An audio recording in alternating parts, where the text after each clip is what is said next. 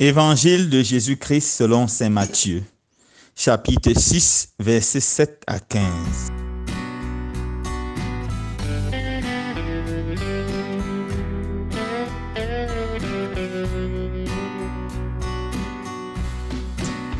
En ce temps-là, Jésus disait à ses disciples, « Lorsque vous priez, ne rabâchez pas comme les païens.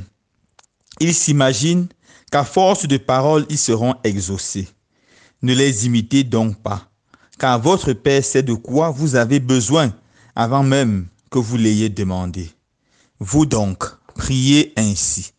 Notre Père qui es aux cieux, que ton nom soit sanctifié, que ton règne vienne, que ta volonté soit faite sur la terre comme au ciel.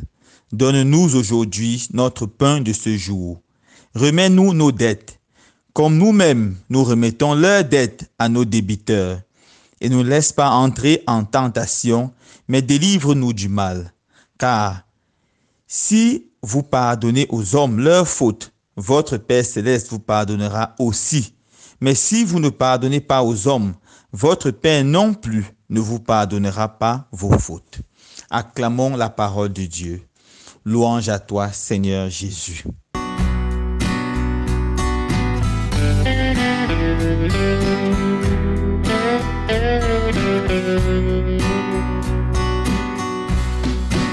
Chers frères et sœurs bien-aimés, dans l'évangile de ce jour, Jésus nous parle de la prière. La prière doit occuper une place de choix dans la vie de tous les chrétiens, spécialement en ce temps de carême. La prière est l'un des 3 piliers du carême. Et le pape François, dans sa note, nous invite beaucoup à la prière. Pour le pape, la prière, c'est comme l'eau qui arrose les champs afin que la bonne graine du bien, de la bénédiction puisse pousser et porter des fruits. Alors, comment prier? Beaucoup de personnes se plaignent souvent. Mon Père, je ne sais pas prier. Mon Père, quand je me mets à genoux pour prier, après 1 minute, j'ai oublié. J'ai tout ce que j'avais à Dieu est fini. Je ne sais pas quoi dire. Mon Père, donne-moi telle prière pour telle ou telle situation. Alors écoutons ce que Jésus nous dit pour la prière. La première chose, c'est que Jésus nous parle de la mauvaise façon de prier. Il dénonce la mauvaise façon de prier. Il dit, quand vous priez, ne rabâchez pas comme les païens. Ils pensent que c'est à force de prononcer beaucoup de paroles qu'ils seront exaucés. Qu'est-ce que Jésus veut par là dire? Jésus dénonce la façon mécanique de prier sans mettre le cœur, de prier sans foi. De penser que la prière, ce sont des formules magiques qui doivent être répétées pour que nous soyons exaucés. C'est exactement comme ça que les païens fonctionnent. Ils récitent des prières magiques, ils attendent des effets. Avec la prière, ce n'est pas ça. Beaucoup de chrétiens tombent dans ce piège parce que dans la tradition de l'Église, nous avons des prières usuelles que nous répétons souvent, que nous répétons généralement. Souvent, on les répète sans mettre notre cœur et là, on commence à rabâcher comme les païens. Je me rappelle une fois, les catéchumènes dans ma paroisse, je les ai laissés à l'église. On a commencé le chapelet. Je suis allé prendre quelque chose au presbytère. Je suis revenu, ils avaient fini le chapelet. Ils prenaient le chapelet tellement rapidement. Ils disaient, notre Père qui es aux cieux, que ton nom soit sanctifié, que ton règne vienne. Je vous salue Marie, pleine de grâce, le Seigneur est avec vous. Ça, c'est justement rabâcher. C'est une prière sans cœur. C'est une prière sans cœur. Rabâcher, c'est encore l'attitude de certains chrétiens qui viennent me voir. Mon Père, j'ai les couches de nuit. Donnez-moi la prière pour les couches de nuit pour que je n'ai plus jamais ça. Mon Père, je dois composer le bac. Quelle est la prière pour qu'on passe réussir le bac? Mon Père, j'ai tel ou tel souci. Quelle est la prière pour cela? Il n'existe pas de prière magique. Il n'existe pas de prière pour le bac ou pour chasser les couches de nuit ou autre chose. Il existe une seule prière, une prière d'amour et de confiance, faite avec ferveur et avec foi. Est-ce que je vais par là dire que les prières usuelles et les neuvaines doivent être jetées? Absolument pas.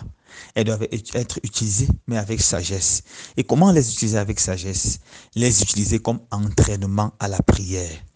Elles doivent être, on doit les lire ou les répéter ou les proclamer doucement, posément, en essayant de comprendre ce que nous disons, en nous laissant toucher, transformer par ces prières.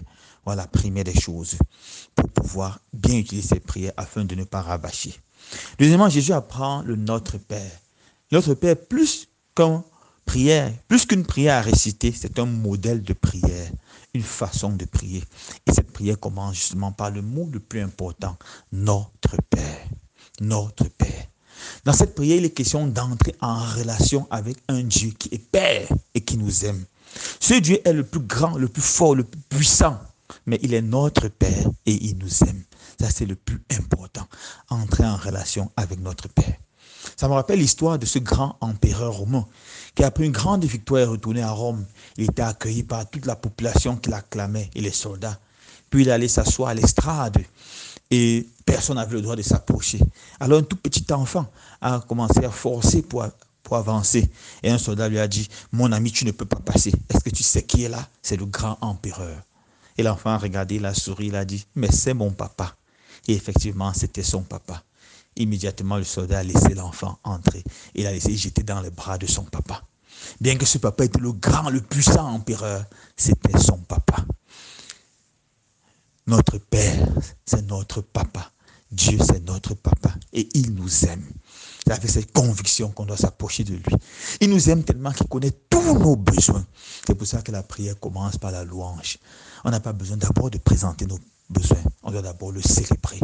Parce qu'il a voulu que nous soyons ses fils adoptifs. Parce qu'il nous aime malgré nos misères. Parce qu'il nous aime malgré nos péchés. Parce qu'il veut que nous soyons toujours proches de lui. Et c'est après que nous présentons nos besoins. Il va les écouter avec attention et il va nous exaucer. Mais Jésus conclut cette prière en disant, nous devons apprendre à nous pardonner les uns les autres, car chaque jour Dieu nous pardonne. Chaque jour nous commettons des péchés.